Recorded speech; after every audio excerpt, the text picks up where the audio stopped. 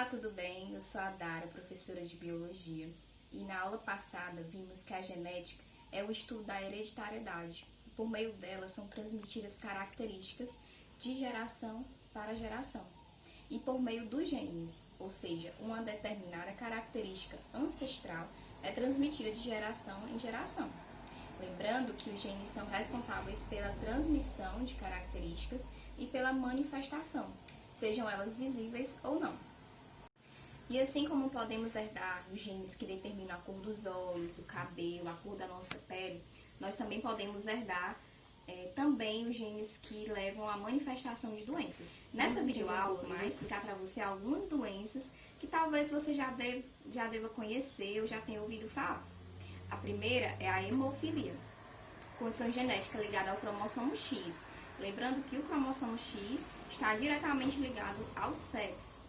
Essa doença ela é relacionada a uma alteração que condiciona na proteína do fator 8, que está diretamente ligada à coagulação sanguínea. Pessoas com hemofilia apresentam dificuldades na coagulação, na cicatrização de ferimentos, de cortes, e demoram mais tempo do que o normal para coagular, ou seja, quando uma pessoa que não tem hemofilia, que não é portadora de hemofilia, demora certos segundos para poder coagular o sangue, uma pessoa com hemofilia demora muito mais. E por isso é uma doença bem perigosa. E existe uma curiosidade sobre a hemofilia, né? No século XIX, lá na Inglaterra, esses casos eram muito recorrentes de hemofilia. E já tem alguns estudos que dizem que o gene mutante surgiu, né, no código genético da Rainha Vitória e que aí foi transmitido de geração em geração. Agora a gente vai falar um pouco sobre a síndrome de Turner. É uma aneuploidia, ou seja, está relacionada à quantidade de cromossomos no genótipo. No caso da síndrome de Turner, ela é uma condição que ocorre pela falta de um cromossomo, ou seja, no genótipo de um portador apresentam apenas 45 cromossomos. Os portadores, né, apresentam um fenótipo feminino, são estéreis, né, ou seja, não têm a capacidade de reproduzir, né, pois os ovários eles são atrofiados.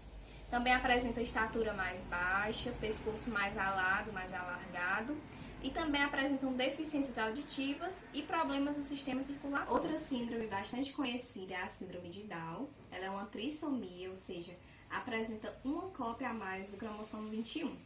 Ela ocorre por causa de uma não disjunção cromossômica em uma das divisões da meiose. Quanto maior for a idade da mãe, maior é a probabilidade, maior é a chance de ocorrer esse fato. Então, mulheres de 40 anos apresentam uma probabilidade maior de terem filhos com síndrome de Down. Os portadores da síndrome de Down apresentam características como baixa estatura, rosto, a face mais alargada, mais achatada, mãos pequenas com apenas um vinco, língua espessa e etc. O desenvolvimento e a aprendizagem, na parte intelectual, é um pouco mais lenta do que os outros, mas isso não quer dizer que eles são incapazes nem que eles sejam limitados, né? Pelo contrário, pessoas com síndrome de Down podem desenvolver atividades, profissões como qualquer outra pessoa. Uma outra doença que também você deve conhecer é o albinismo. É uma desordem genética na qual ocorre uma alteração na produção de melanina. Lembra que a melanina é o pigmento que dá a cor dos cabelos, dos olhos e da pele. A condição do albinismo leva também a modificações na estrutura ocular e problemas de visão. As pessoas albinas são altamente suscetíveis aos danos causados pela radiação solar, apresentando envelhecimento precoce e também podem desenvolver o câncer de pele, muito precoce também, né, entre os 20 e até os 30 anos de idade.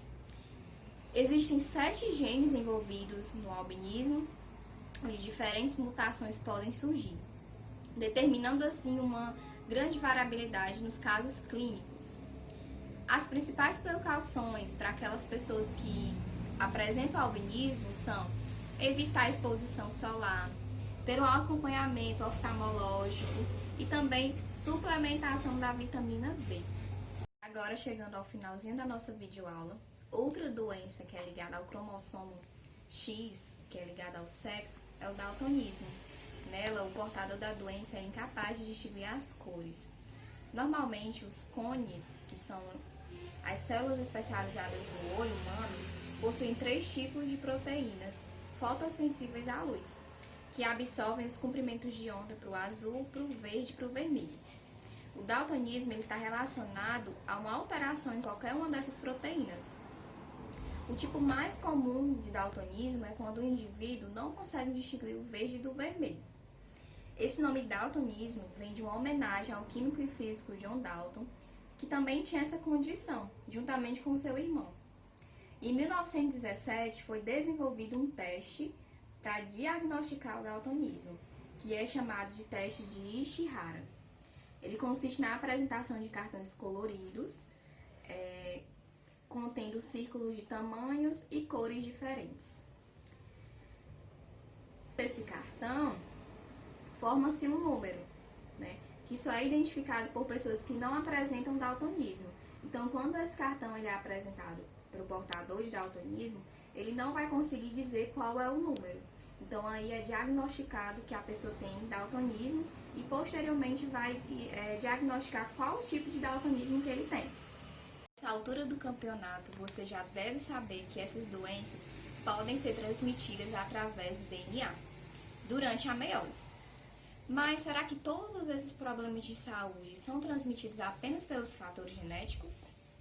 Geralmente, dúvidas sobre a predisposição genética são muito comuns. No caso do câncer, há sim uma predisposição genética, né, devido à alteração do DNA, que pode ser sim passado de geração em geração, mas isso não significa que, com certeza, uma pessoa vai desenvolver o câncer. O que vai acontecer? A gente deve sempre considerar os hábitos de vida de um indivíduo que podem ajudar, que podem dar combustível ao desenvolvimento do câncer. Por exemplo, se uma pessoa que não tem predisposição genética ao câncer, mas que adquire hábitos de sedentarismo, de fumar, de não se alimentar bem, de não praticar exercício, ela tem grande chance de desenvolver o câncer, mesmo não tendo predisposição genética. Então, sabendo disso, com os conhecimentos adquiridos até agora, busque colocar em prática esses conhecimentos, investigando na sua família se há algum tipo de doença hereditária, uma doença que é passada de geração em geração, e você vai investigar, buscar saber a fundo, procurar mais informações e assim poder evitar, se possível, uma doença, que essa doença seja desenvolvida a você e aos seus descendentes.